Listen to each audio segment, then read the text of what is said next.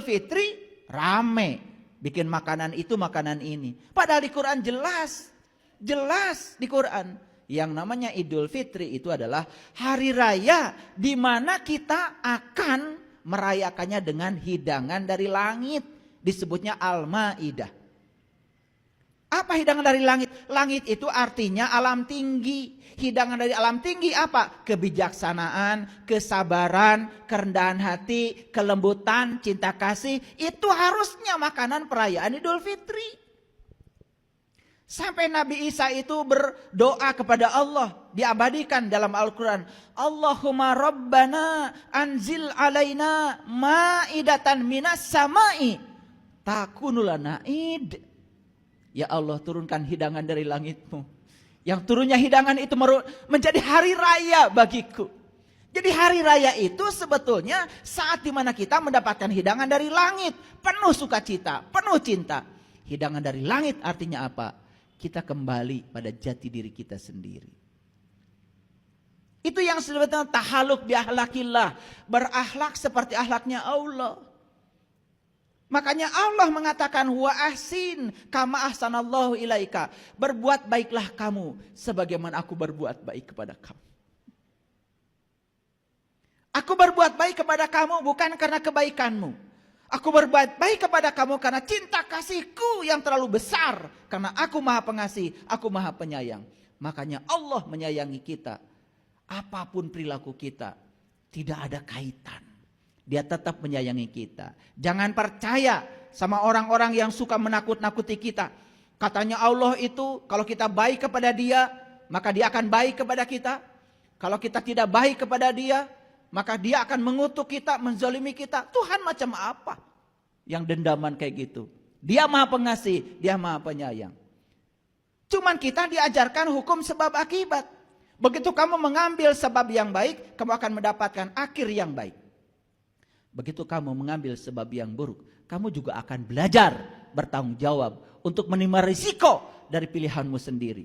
Jadi sebetulnya itu yang disebut dengan akhirat. Akhirat itu akhir dari perbuatan. Itu yang namanya akhirat. Makanya akhirat itu ada. Kapan? Ya sekarang. Karena akhirat itu akhir dari semua tindakan. Kamu mencuri, ya masuk penjara. Akhir dari semua tindakan itu pasti ada. Itu akhirat yang dirasakan kita saat ini. Nah akhirat yang nanti, ya sudah nanti lagi.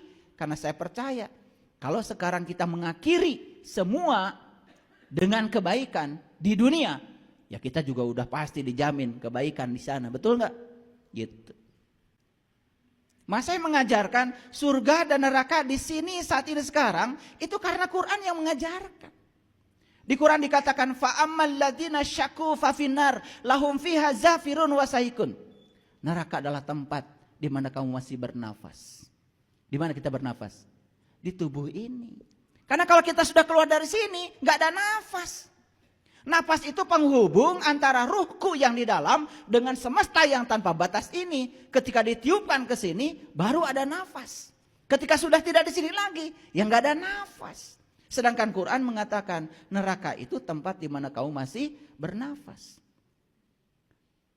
Dan dikatakan di Quran juga ternyata surga itu adalah tempat di mana kamu masih bernafas. Bahkan langit dan bumi masih ada, kata Quran. Jadi saya bukan berarti tidak percaya dengan surga dan neraka yang nanti. Itu makan belum saya alami.